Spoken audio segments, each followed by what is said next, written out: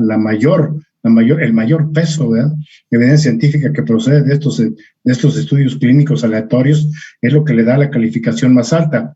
Pero yo lo veo de una manera un poco diferente. Yo lo veo que para poder juntar evidencia científica, tenemos que empezar nosotros los médicos a producir esta evidencia.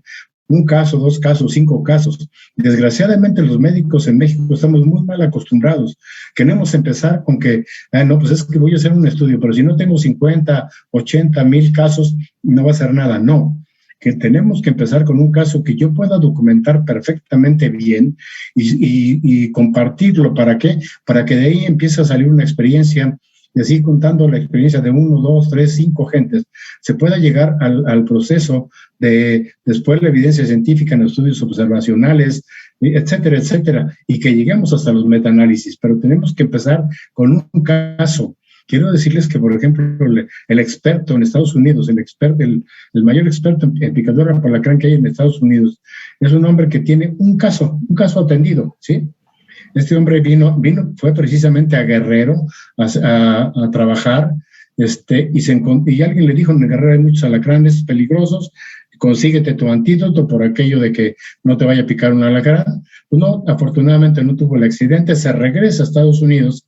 Llegando a los pocos días de haber regresado a Estados Unidos, llega al hospital donde él trabajaba, en San Diego, y se encuentra con que le hablan de un paciente latino picado por alacrán. Él tenía el antídoto, se lo aplica, y entonces documenta el caso, y es el doctor Alacrán en Estados Unidos, ¿sí? Antes de que existiera, bueno, ya la experiencia por la doctora Leslie Boyer y todos los demás, él era el doctor Alacrán, con un caso, ¿verdad? Entonces nosotros tenemos que empezar con eso. ¿Cuántos de ustedes, residentes, internos, médicos de base, que estén escuchando esta plática, no han tenido, montones de casos de picadura de alacrán? ¿Y dónde está la documentación? Pues existe solamente la experiencia personal.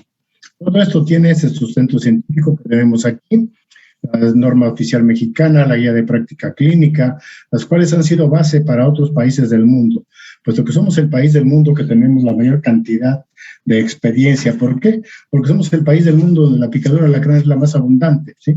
Nosotros tenemos alrededor, el año anterior, tuvimos 264.976 pacientes picados por alacrán, de los cuales el estado de Guanajuato ocupó el primer lugar con 45,000 aproximadamente. Después el estado de Jalisco con casi 44,000. Después viene el estado de Guerrero con 35,000 y por último el estado de Morelos con 22,000 aproximadamente. Y siempre pongo como referencia a Durango, porque muchos de nosotros tenemos la idea de que oímos picadura de alacrán y pensamos de inmediato en Durango. Durango tiene un promedio de 8,000 por año. Entonces no es porque tenga realmente ni mucha cantidad, ni su alacrán sea el más peligroso de la República Mexicana. Ya veremos en algunos datos cuál es el lugar que ocupan en cuanto a veneno de los alacranes.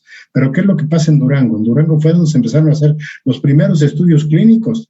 Los maestros de Durango, el maestro de la Peña, el maestro Benzor y el doctor Santa María, empezaron a escribir sus casos, 1, 2, 5 casos, y empezaron a documentar, y ahí se hizo la experiencia clínica, y por eso que Durango es famoso a nivel, no solo nacional, sino a nivel mundial.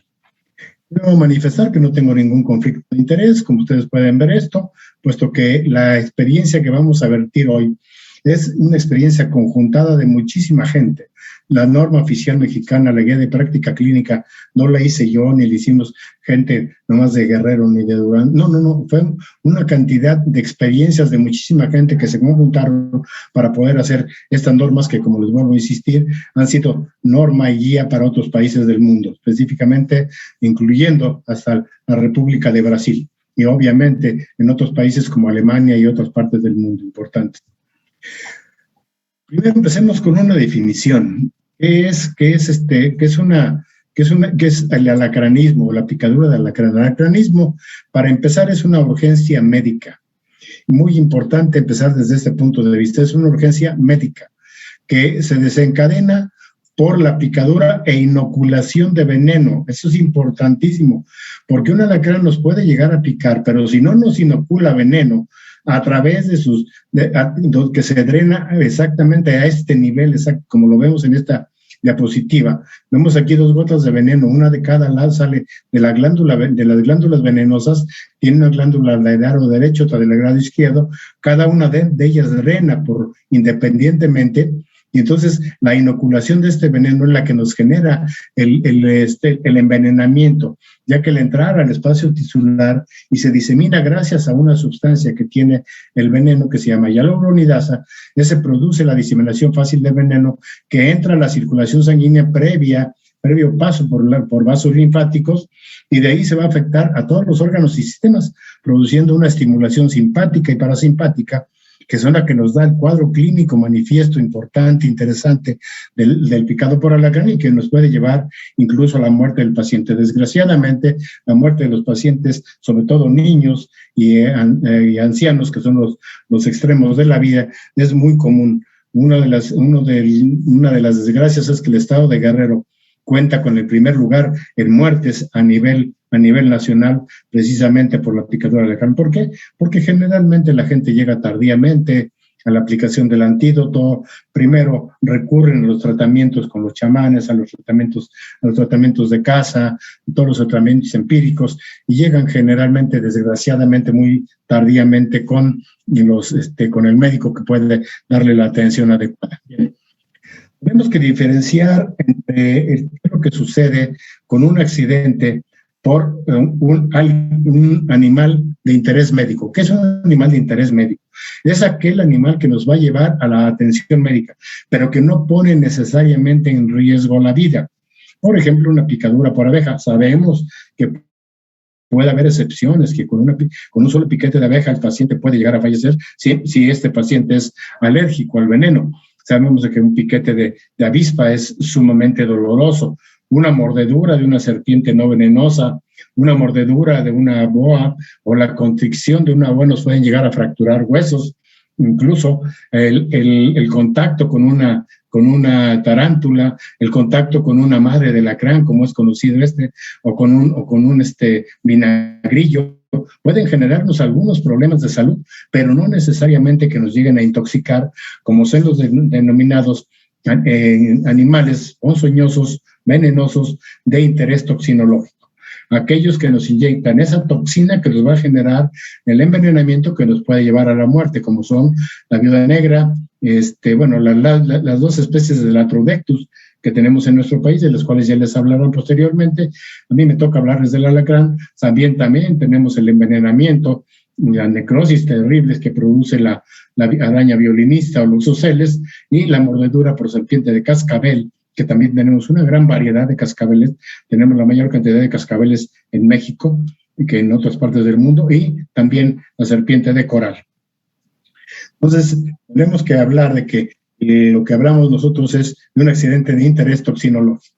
A nivel mundial, ya les decía yo, tenemos un problema de salud importante. Más o menos alrededor de 1.300.000, 200.000 pacientes picados por alacrán en el mundo, de los cuales México aporta alrededor de 300.000. Atrás de nosotros viene las repúblicas de Sudamérica, por ejemplo, en este caso Brasil, y algunos otros, Argentina, algunos otros países, pero definitivamente el primer lugar lo tenemos nosotros. Enseguida nosotros viene algunos países del norte de África. Los alacranes peligrosos del mundo, todos pertenecen a la misma familia, la familia Butidae, y son todos estos que tenemos aquí. Son los australianos, el Androctonus, el otro Androctonus también en Asia, en Mauritania también un Androctonus, los mexicanos que pertenecen al género Centruroides, y los de Sudamérica, donde tenemos en Brasil al Titius, y en Brasil y Venezuela también otro Titus. Y el más peligroso de todos los alacranes del mundo, que se dice que es el Leidus quinquestratus.